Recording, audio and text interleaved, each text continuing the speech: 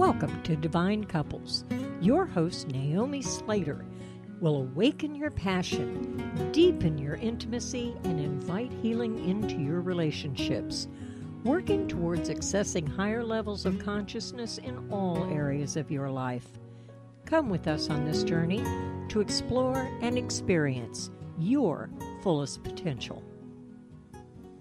You are listening to Society Bites Radio, social interaction for the mind and soul. Thanks for joining us. I am your host, Naomi Slater, and you have tuned in to Divine Couples, adding intimacy, passion, and healing to your lives. AVISHAG HAYA CASPI is one of the founders and leaders of TANTRA in Israel. She has been conducting workshops and private sessions since the year 2000 for couples, women, and singles in Israel, Thailand, and Europe. AVISHAG has been teaching for several years the Holistic Sexuality yearly course at Tiltan Bar-Ilan College in Tel Aviv. She is the founder of the Art of Love Center that holds courses and private sessions. She has participated in sexology congresses around the world and graduated from Margot Anand's Sky Dancing Tantra School in the U.S. AVISHAG has regular appearances on Israeli TV, radio, and newspapers, and holds a BA in psychology, dance, and movement. AVISHAG, it's so great to have you on the show. Thank you. It's so great to be here. Welcome, welcome. Thank you. So AVISHAG, you were one of the first pioneers of Tantra in Israel. Can you tell us how you were introduced to Tantra? Yes. You know, the year was 1999. I was living at the time in the United States. I was busy with all kinds of spiritual groups, meditation, questing the meaning of life. Sexuality was considered in those groups as inhibits spiritual growth. So the less is better. Till this day, I really can't remember how I got this videotape. At the time, it wasn't a videotape, but I remember the title. The title was The Art of Sacred Sexuality. And I remember I was asking myself, sacred sexuality? I understand sexuality, but what is the connection between the two? So as the title caught my eye, I took it and I watched it. I was glued to the screen for an hour and a half. It was an hour and a half of Tantra explanation, demonstration. I was mesmerized. I remember that I felt it in my whole body. This is it. That's how sexuality should be. It was like a clear knowing. It's like falling in love. And really a voice within just pushed me towards exploring the subject. And that was a revelation. I began to read more about the subject. And in the year 2000, I was living in Israel, and I met my first Tantra teacher. At the time, there were 3 or 4 teachers in Israel. May he rest in peace, I should add, who became my lover and partner for the following 7 years until he passed away. We worked together full time in the field since. It means the moment that I met him, I quit my job and I devoted myself to the study of Tantra. Wow. Amazing. So I have to say that, AVISHAG, you have been such an instrumental part of my own personal development, and you were essentially the one that introduced my husband and I, Navot, to Tantra. So it is such an honor for me to be able to interview you on my podcast, and I am eternally grateful for the transmissions and the knowledge that you have imparted upon us. It has truly changed our lives, and I would love to hear from you an explanation of what is Neo-Tantra and holistic sexuality. Okay. Neo-Tantra and holistic sexuality. There are 2 major things that are suppressed in our society. There are a lot, but 2 major ones, which one is sexuality and 2 is emotions. Neo-Tantra and holistic sexuality aims at the Western person, which includes tending to the emotional and psychological aspects of the relationship, communication, intimacy, needs and wants that are met or not. We live a very busy life, and we need to quiet our mind, to relax our body and tune it up before we play. just like a musical instrument. This is the gourmet meal. Sex can be like food. Sometimes fast food can be great and wonderful, but I'm telling to couples at least once a week, taste a gourmet meal. And the Yes. backbone of Tantra is energy work, channeling the energy from the pelvic area up to the head, to the crown, all the way up. Now, no energy will rise up if we have emotional blockages and or fear of intimacy. So now Tantra is really holistic in a way that it relates to the emotional aspects of ourselves and all other aspects of ourselves, not Mm, only sexuality. yeah, that makes perfect sense, Mm. considering how emotionally suppressed the majority of people are today. So, yeah, absolutely. Emotions Um, are scary. We feel completely naked. Very yeah, vulnerable place to most of us. yes, absolutely.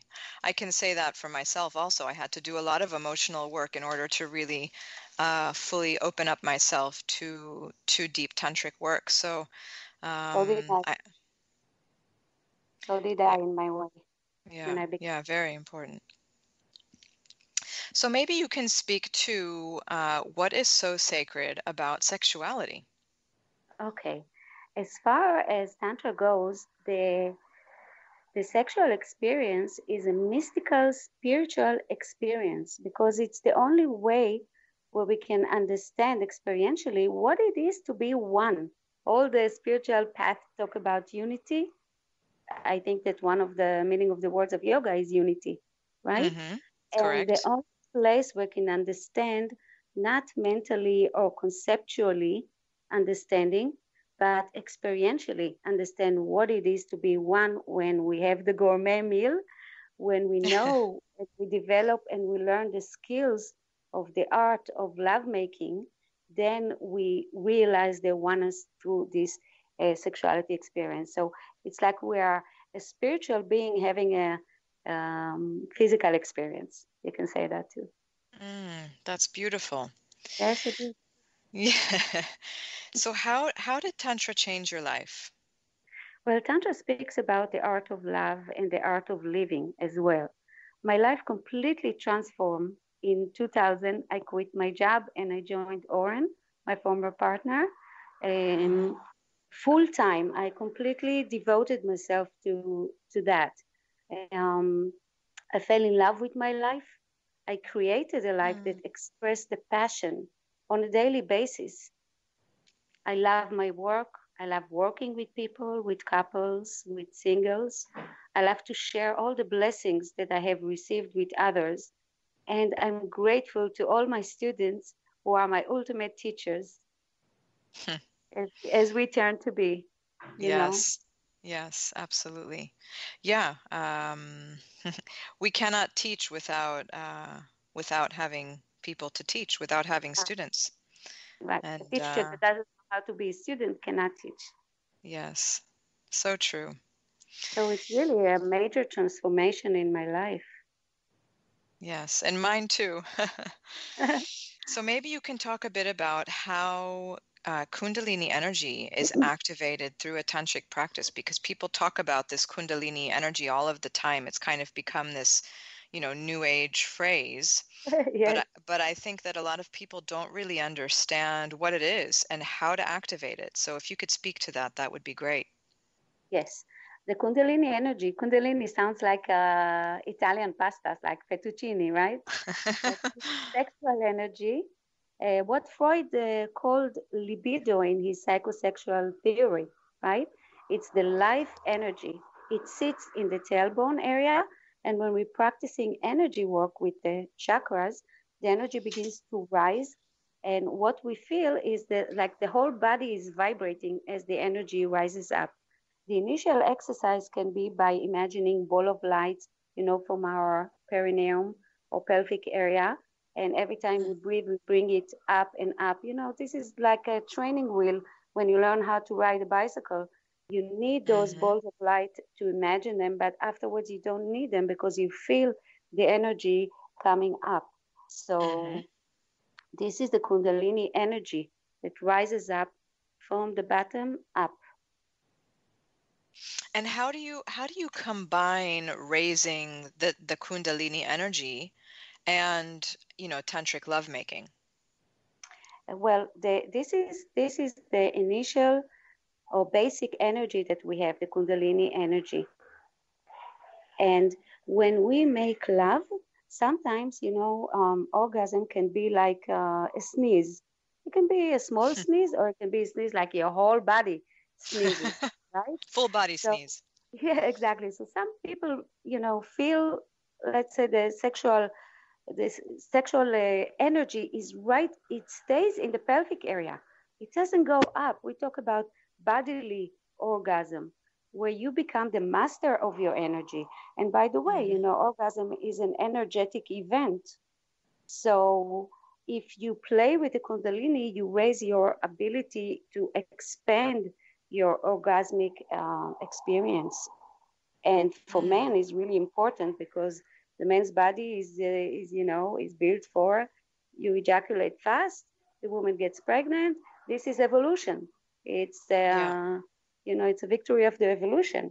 But when a man becomes a master of his energy, his Kundalini energy, he can decide when he wants to ejaculate. Mm. So you become the master of the energy in your body. And why is that good for men? Because the idea of tantra is to make the love, to prolong love making. And you can prolong love making when you can control your energy. And men are usually more like element of fire, and women are more like element of water. And Hmm. we need to wait until the water gets warm and then get hot. So the one that should lead is the woman, not the man. Is the element of water, not the element of fire. Hmm. I love And that. women it takes us time, until we get into it. Yeah. And I'm not talking about fast food. I'm talking about the gourmet. We Hmm. want to build the energy. We want to build it up. So eventually we have lots of energy. So we can't Yes, start from 0 to 100. We have to work it up gradually. absolutely. So this actually really leads me into my next question, Mhm. which is, if we want to move this energy, we have to rid ourselves of certain blockages.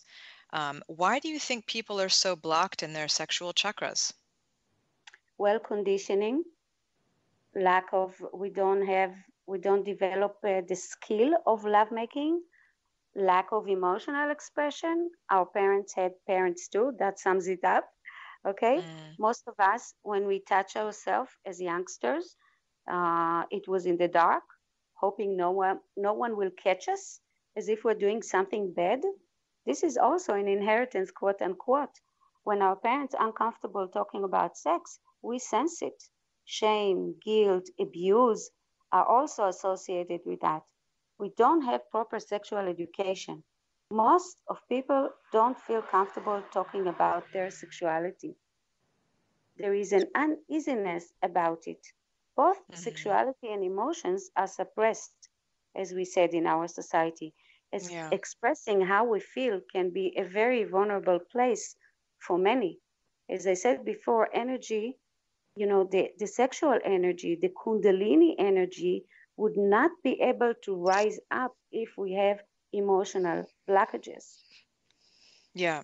So Yeah. this is That very that important to understand.